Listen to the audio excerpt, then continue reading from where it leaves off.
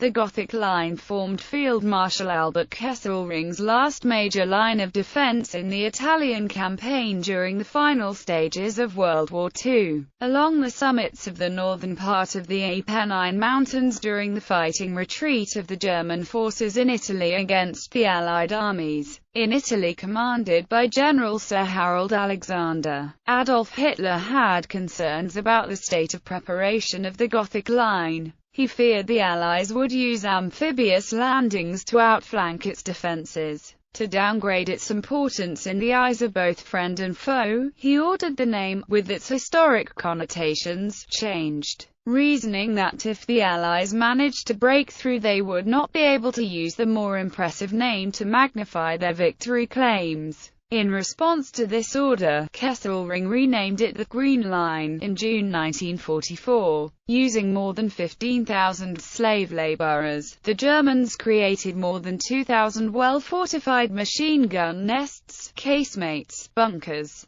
observation posts and artillery fighting positions to repel any attempt to breach the Gothic Line. Initially this line was breached during Operation Olive, but Kesselring's forces were consistently able to retire in good order. This continued to be the case up to March 1945, with the Gothic Line being breached but with no decisive breakthrough. This would not take place until April 1945 during the final Allied offensive of the Italian campaign. Operation Olive has been described as the biggest battle of materials ever fought in Italy. Over 1,200,000 men participated in the battle. The battle took the form of a pincer maneuver, carried out by the British 8th Army and the US 5th Army against the German 10th Army and German 14th Army. Rimini, a city which had been hit by previous air raids, had 1,470,000 rounds fired against it by Allied land forces. According to Lieutenant General Sir Oliver Leese, commander of the British 8th Army. Background: after the nearly concurrent breakthroughs at Cassino and Anzio in spring 1944, the 11 nations representing the Allies in Italy finally had a chance to trap the Germans in a pincer movement and to realize some of the British Prime Minister Winston Churchill's strategic goals for the long, costly campaign against the Axis underbelly. This would have required the U.S. 5th Army under Lieutenant General Mark Clark to commit most of his Anzio forces to the drive east from Cisterna, and to execute the envelopment envisioned in the original planning for the Anzio landing. Instead, fearing that the British 8th Army, under Lieutenant General Sir Oliver Leese, might beat him to Rome, Clark diverted a large part of his Anzio force in that direction in an attempt to ensure that he and the 5th Army would have the honor of liberating the Eternal City. As a result, most of the Field Marshal Kesselring's forces slipped the noose and fell back north, fighting delaying actions, notably in late June on the Trasimeno Line and in July on the Arno Line. This gave time to consolidate the Gothic Line, a 10 miles deep belt of fortifications extending from south of La Spezia to the Foglia Valley, through the natural defensive wall of the Apennines deep and with high crests and peaks rising to 7,000 feet, to the Adriatic Sea between Pesaro and Ravenna, on the east coast. The emplacements included numerous concrete reinforced gun pits and trenches, and 2,376 machine gun nests with interlocking fire, 479 anti-tank, mortar and assault gun positions, 120,000 meters of barbed wire and many miles of anti-tank ditches. This last redoubt proved the Germans' determination to continue fighting. Nevertheless, it was fortunate for the Allies that at this stage of the war the Italian partisan forces had become highly effective in disrupting the German preparations in the high mountains. By September 1944, German generals were no longer able to move freely in the area behind their main lines because of partisan activity. Major General Frido von Senger and Ettelin, commanding 14th Panzer Corps, later wrote that he had taken to traveling in a little Volkswagen. No general's insignia of rank, no peaked cap, no gold or red flags. One of his colleagues who ignored this caution, Brigadier Wilhelm Chryssoli, was caught and killed by partisans as he returned from a conference at Corps headquarters. Construction of the defences was also hampered by the deliberately poor quality concrete provided by local Italian mills, whilst captured partisans, forced into the construction gangs, supplemented the natural lethargy of forced labour with clever sabotage.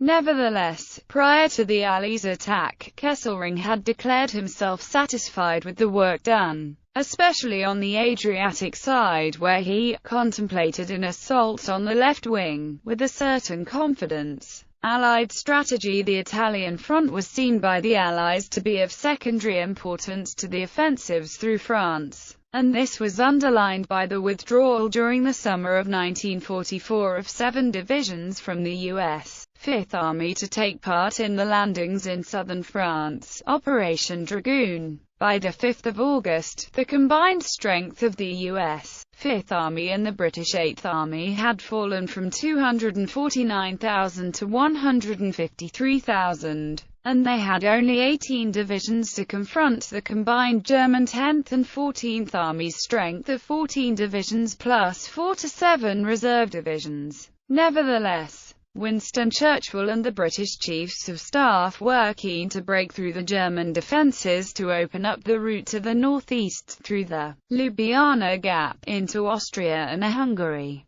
Whilst this would threaten Germany from the rear, Churchill was more concerned to forestall the Russians advancing into Central Europe. The U.S. Chiefs of Staff had strongly opposed this strategy as diluting the Allied focus in France. However, following the Allied successes in France during the summer, the U.S. chiefs relented, and there was complete agreement amongst the combined Chiefs of Staff at the Second Quebec Conference on 12 September. Allied plan of attack. General Alexander's original plan, as formulated by his Chief of Staff Lieutenant General John Harding, was to storm the Gothic Line in the centre, where most of his forces were already concentrated. It was the shortest route to his objective, the plains of Lombardy, and could be mounted quickly. He mounted a deception operation to convince the Germans that the main blow would come on the Adriatic front. On the 4th of August, Alexander met Lieutenant General Oliver Leese, the British Eighth Army commander, to find that Leese did not favour the plan.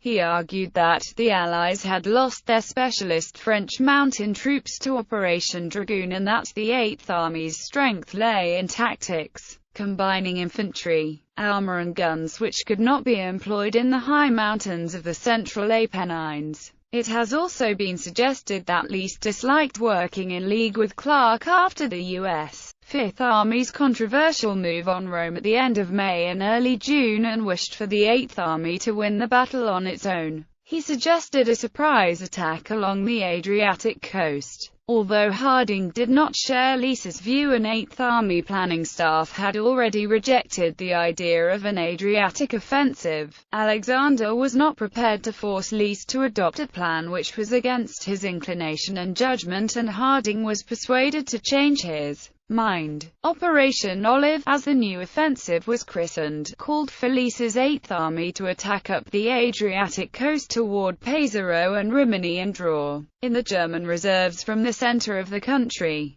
Clark's Fifth Army would then attack in the weakened central Apennines north of Florence toward Bologna, with British 13th Corps on the right wing of the attack fanning toward the coast to create a pincer with the Eighth Army advance. This meant that as a preparatory move, the bulk of Eighth Army had to be transferred from the center of Italy to the Adriatic coast, taking 2 valuable weeks, while a new intelligence deception plan was commenced to convince Kesselring that the main attack would be in the center Adriatic front. Eighth Army dispositions for Operation Olive on the coast. Leese, the British Eighth Army commander, had the Polish 2nd Corps with 5th Kresowa Division in the front line and the 3rd Carpathian Division in reserve. To the left of the Poles was 1st Canadian Corps, which had 1st Canadian Infantry Division in the front line and 5th Canadian Armoured Division in reserve. For the opening phase, the Corps artillery was strengthened with the addition of British 4th Infantry Division's artillery. West of the Canadians was British 5th Corps with British 46th Infantry Division manning the right of the Corps front line and 4th Indian Infantry Division its left.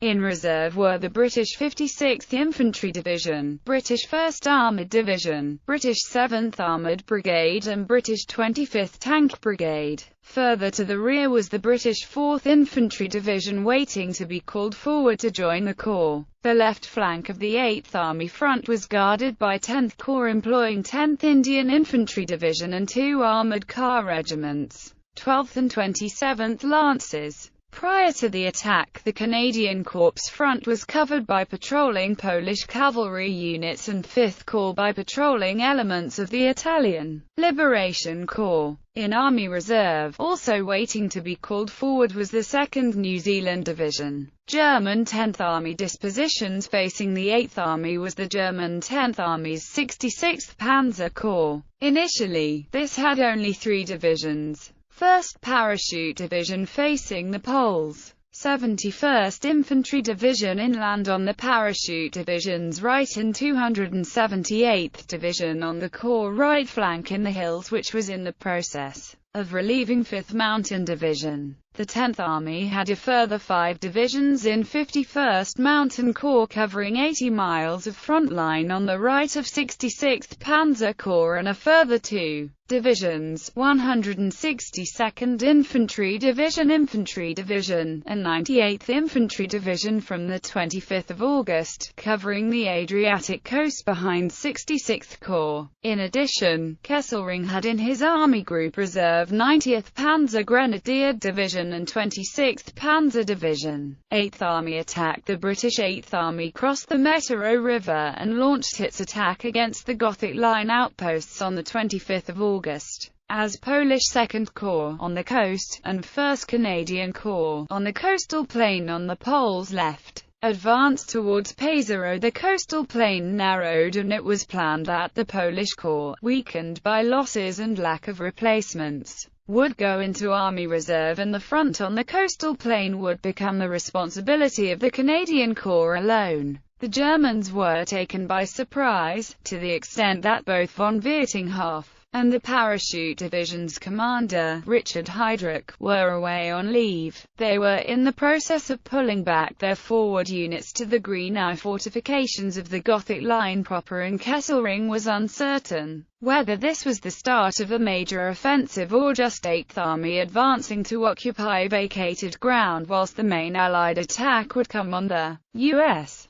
5th Army front towards Bologna. On the 27th of August, he was still expressing the view that the attack was a diversion and so would not commit reserves to the front. It was not until the 28th of August, when he saw a captured copy of Lisa's order of the day to his army prior to the attack, that Kesselring realized that a major offensive was in progress, and 3 divisions of reinforcements were ordered from Bologna to the Adriatic front, still needing at least 2 days to get into position. By the 30th of August, the Canadian and British Corps had reached the Greenau main defensive positions running along the ridges on the far side of the Foglia River. Taking advantage of the Germans' lack of manpower, the Canadians punched through and by the 3rd of September had advanced a further 15 miles to the Green 2 line of defences running from the coast near Riccione. The Allies were close to breaking through to Rimini and the Romagna plain. However, German 76th Panzer Corps on the 10th Army's left wing had withdrawn in good order behind the line of the Conca River. Fierce resistance from the Corps' 1st Parachute Division, commanded by Heydrich, brought their advance to a halt.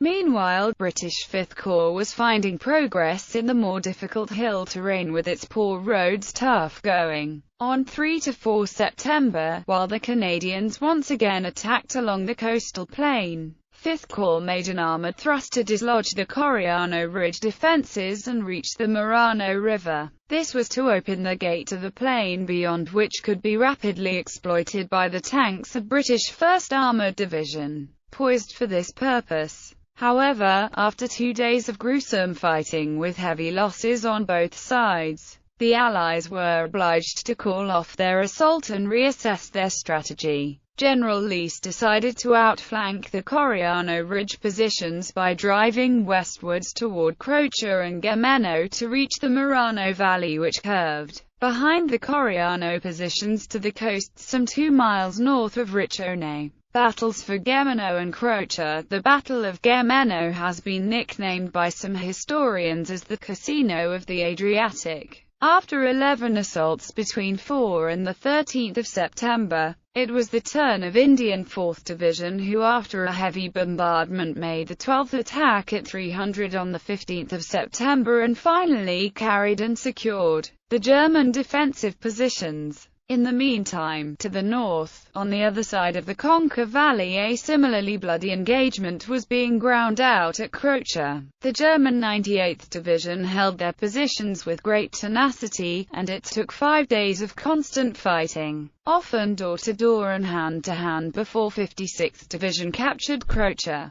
Coriano taken and the advance to Rimini and San Marino with progress slow at Gemeno. Leese decided to renew the attack on Coriano. After a paralyzing bombardment from 700 artillery pieces and bombers, the Canadian 5th Armoured Division and the British 1st Armoured Division launched their attack on the night of the 12th of September. The Coriano positions were finally taken on the 14th of September. Once again, the way was open to Rimini. Kesselring's forces had taken heavy losses, and 3 divisions of reinforcements ordered to the Adriatic front would not be available for at least a day. Now, the weather intervened. Torrential rain turned the rivers into torrents and halted air support operations. Once again movement ground to a crawl, and the German defenders had the opportunity to reorganize and reinforce their positions on the Marano River, and the salient to the Lombardy plain closed.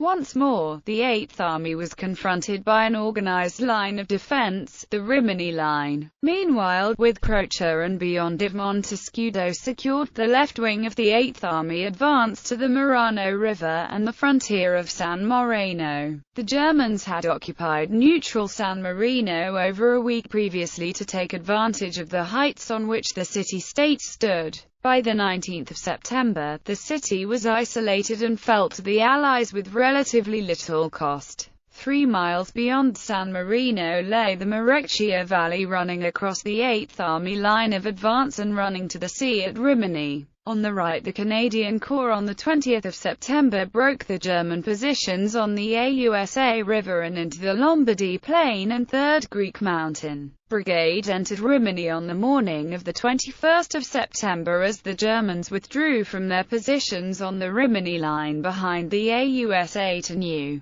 positions on the Marecchia. However, Kesselring's defense had won him time until the onset of the autumn rains. Progress for the 8th Army became very slow, with mudslides caused by the torrential rain making it difficult to keep roads and tracks open, creating a logistical nightmare. Although they were out of the hills, the plains were waterlogged, and the 8th Army found themselves confronted, as they had the previous autumn, by a succession of swollen rivers running across their line of advance. Once again, the conditions prevented 8th Army's armor from exploiting the breakthrough, and the infantry of British 5th Corps and 1st Canadian Corps had to grind their way forward while von Viertinghoff withdrew his forces behind the next river beyond the Marecchia, the USO, a few miles beyond Rimini. The positions on the USO were forced on the 26th of September, and 8th Army reached the next river, the Fiumicino, on the 29th of September. 4 days of heavy rain forced a halt, and by this time 5th Corps was fought out and required major reorganization.